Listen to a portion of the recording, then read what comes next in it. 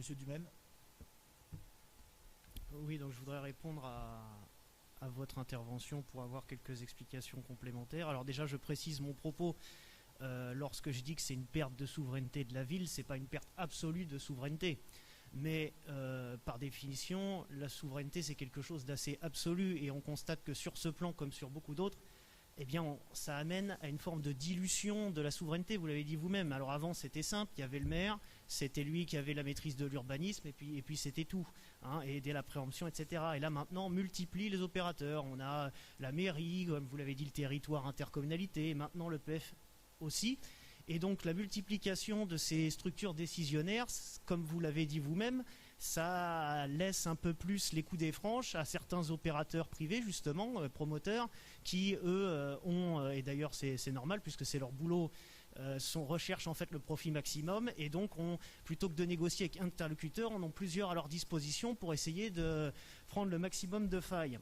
Alors, sur la ferme Tureau, je répète ce que j'ai dit et j'ai bien entendu ce que vous nous avez donné et je suis d'accord avec vous. Disons que cette opération nous a coûté déjà assez cher comme ça puisque en dehors de l'achat et vente des terrains, je rappelle que comme les terrains sont maintenant patrimoine ville et nous restent sur les bras, on ne perçoit même plus la taxation de ces terrains puisque normalement c'était des terrains non bâtis.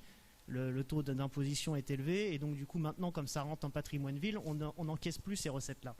Alors on a un projet et se dire bon, les terrains qui restent, ça a déjà grévé pas mal le budget de la ville, pourquoi pas passer par le PF, et de toute façon ils seront bien obligés de discuter avec nous puisque une bonne partie des terrains est chez nous, donc je dirais qu'à la limite là-dessus pas de difficulté. Comme je l'ai dit tout à l'heure, moi mon interrogation c'est sur la Seine. Alors effectivement, on vient de nous expliquer que de toute façon, c'est difficile de construire. Bon, alors moi j'ai parlé de la dépollution et ensuite il y a eu l'évocation du PPRI et que donc de toute manière, c'est pas des projets qui allaient être faits tout de suite, etc. Bon, pourquoi pas? Mais à ce moment-là, je me demande quel est l'intérêt de délibérer si rapidement ce soir. C'est bien que le PF est venu vous solliciter ou qu'ils veulent que cette convention soit revue.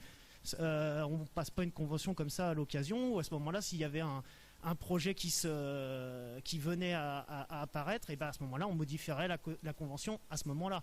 Hein. D'ailleurs, on l'a rappelé, quand il y a eu la modification sur la N7, c'était aussi pour étendre le périmètre. C'est parce qu'ils avaient des projets à proposer.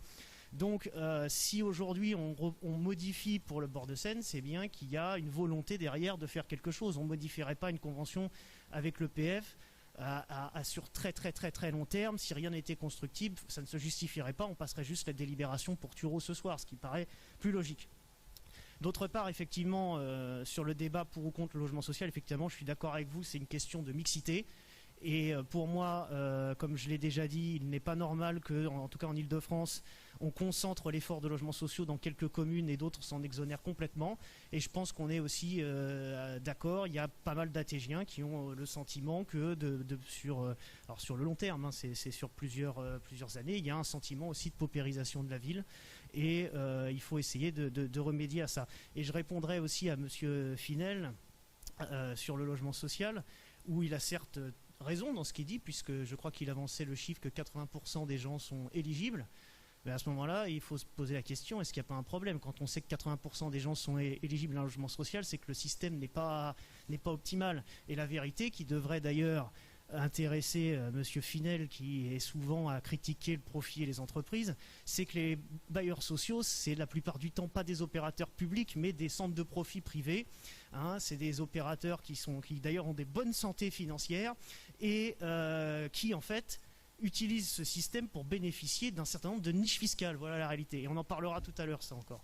Donc c'est vrai que le logement social, les gens devraient s'intéresser un petit peu à ce que cela représente. Ce ne sont pas des grands bienfaiteurs de l'humanité, ce sont des gens qui sont des entrepreneurs, pour la plupart ce sont des sociétés privées qui cherchent, comme les promoteurs d'ailleurs, à faire le maximum de profit et qui, il est vrai en France, bénéficient d'un grand nombre de largesses, y compris d'un point de vue de la commune, toutes les garanties d'emprunt et autres qui peuvent obtenir. Et ce qui fait aussi que la plupart des promoteurs imposent aussi ce taux de logements sociaux, c'est pas par humanisme, hein, c'est parce qu'ils veulent bénéficier de tous les allègements et de toutes les facilités de crédit et autres choses qui sont proposées lorsqu'on crée du logement social en France. Et s'il y a des endroits où c'est évidemment nécessaire pour rééquilibrer l'habitat, eh bien, il y a des endroits comme à Tismons où l'équilibre de l'habitat se situerait à l'envers puisqu'on a eu un développement social trop important de la commune et qu'il faut, comme vous l'avez dit, favoriser la mixité afin d'éviter d'avoir